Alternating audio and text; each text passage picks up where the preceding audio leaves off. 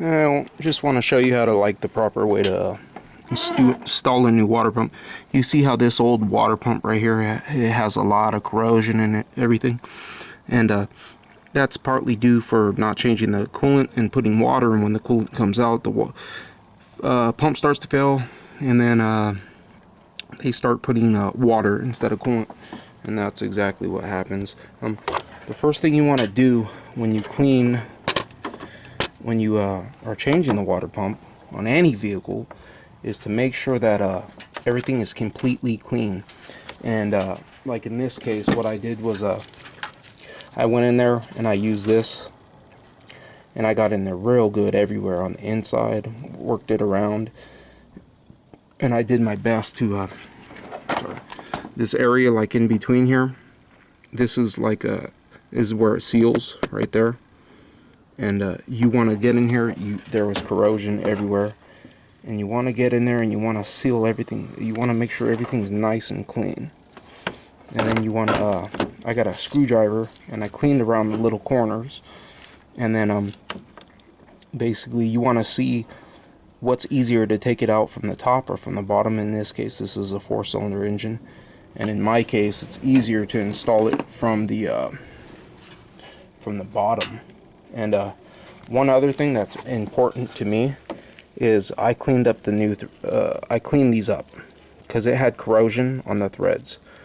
Okay, if you're a backyard mechanic and you're trying to do this job in 1 hour when in reality it takes 4 or 5 hours, you're not going to have time to do this. That's the first thing you have to take into consideration, is time.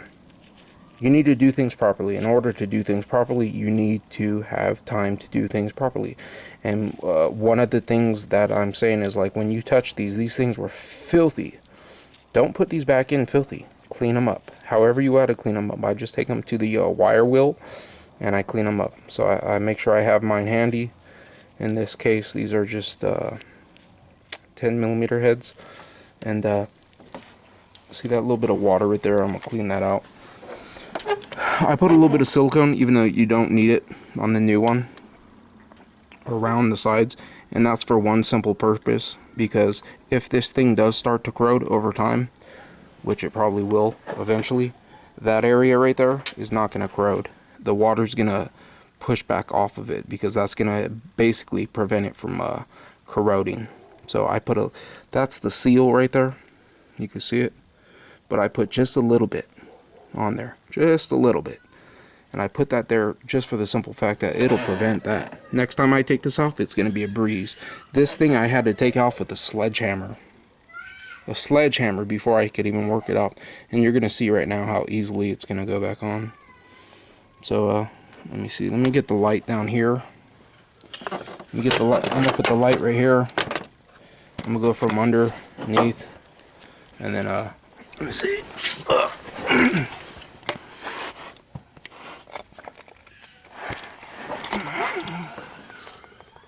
Put the bolts to the side, and you want to make sure that because it only goes one way. You see, there's 4, and you know you could put it the wrong way, and basically you want to make sure that it's going to go in the correct way. And in this case, what I could do is like put it in, work it in like this, and it's only going to go, I believe it goes right here like that. Okay, it's gonna just stay there like that. So that's I had remembered the way it goes, and you could see like this area right here is an identified mark, and sorry, you want to make sure sorry, I'm getting my. So you get this, put it in here, just make sure the holes line up properly.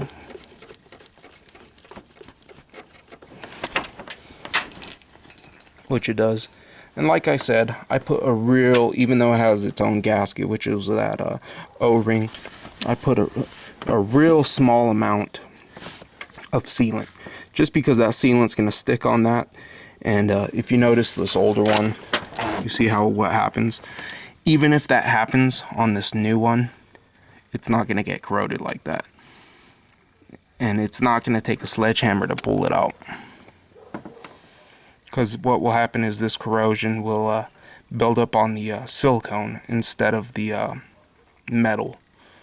So I'm basically putting lotion on that metal. Basically what I'm doing. And look at that, thing's just broken. Who knows where that piece is. So, and the other really important thing, really, especially when it comes to something that was this corroded, clean these. Look, you have these put in there with the threads all messed up, and it'll split that water pump. Put these in there.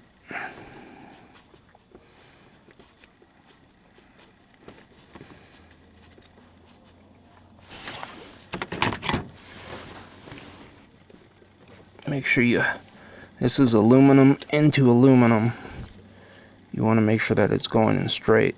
You want to put all, in this case, all 4 of them. Don't tighten any one. I remember when I was first starting out in the field, I would put one and then tighten it down. And the thing is, even though this is in here and it's on there properly, if you tighten 1 or 2 at one time, it's not going to go on there properly.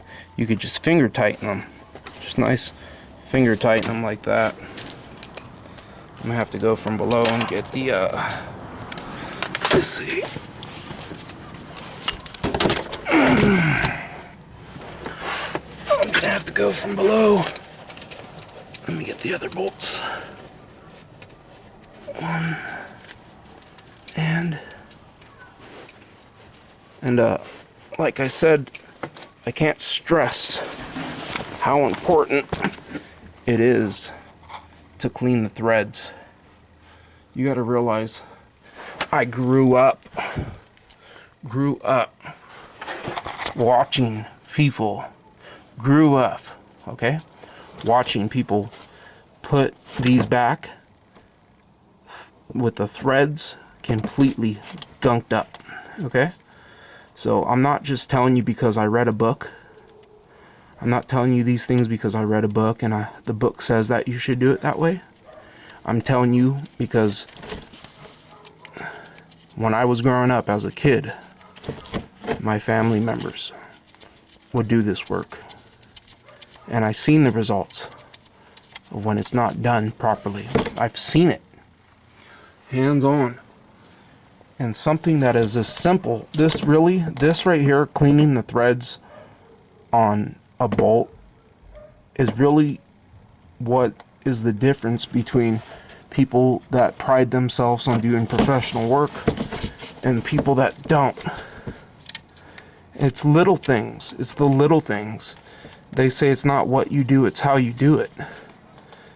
And this is one of the things that is a how. If you do it, you put it in there all greasy and nasty. Put it this way, you put the thread in there and you push it in and you're tightening it down and it'll split right here. Or it'll go in there and it won't go in all the way. And it won't provide the pressure on that seal in order to seal it properly. And that's the proper way to install a water pump on any vehicle, is to prepare the surface. Take a large amount of time, dedicate a large amount of time to preparing that surface. I can't stress that enough. You want to prep the surface for installation. I mean, it may take you 20-30 minutes to prep to get ready for installation. But if you don't prep that properly, and this is also aluminum into aluminum. I'm just going to put a little bit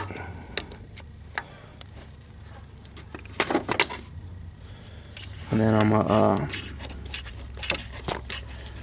I'm gonna go get the torque wrench, get the torque specs. when it's aluminum into aluminum with these little teeny bolts, very easy. I'm actually using the wrong tool right here. I'm using a 3/8. I know what I'm doing. I wouldn't suggest use a 3/8 though. This is a 1/4 inch work right here, definitely. All I'm doing is snugging it. I'm putting no torque on this whatsoever. I'm gonna go get my, all I'm doing is snugging it.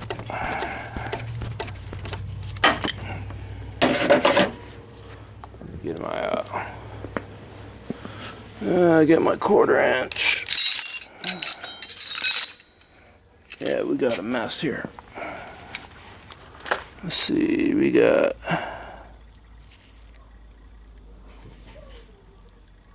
10mm, and that was my 10mm right there. Pull that off. There. So this is really what we should be using, is a 10mm. Ah, shit, my bad. This is a 10mm. I just took off the correct one and put the wrong one. I'm sorry, this is 8mm. And you get the hang. You get the hang of doing things like this with bolts, but it makes you put less torque when you're using a 1/4 inch ratchet, and that's one thing you don't want to do. You don't want to over tighten these, and it's easy to over tighten if you're using a 3/8. Get the one from below.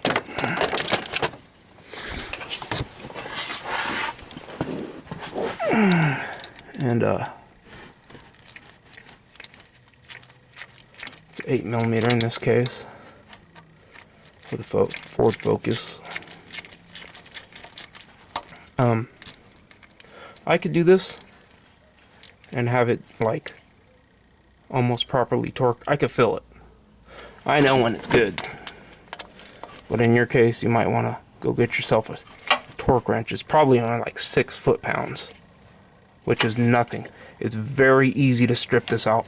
Very easy. That's why I suggest just using a 1/4 inch. And once you snugged all of them down, 2 on the bottom and the 2 on the top, you just want to go back over it and make sure those ones are snug. You just want to palm this thing, really. Very light. I believe it's about 6 foot-pounds. That's it. Done. That thing's done. That water pump is done. We're talking about minimal. When you have a aluminum going into aluminum, very minimal. And because I did put a little bit of silicone, you just want to test it out, move it around, make sure none of the silicone's stuck, and that's a good to go water pump right there. And really, that silicone really didn't do anything to seal anything, because that seal was there. But when it starts leaking eventually, when it will start leaking, it'll prevent it from corroding like that and building up on the metal. And then it'll prevent me from next time, watch. It could be 100,000 miles from now.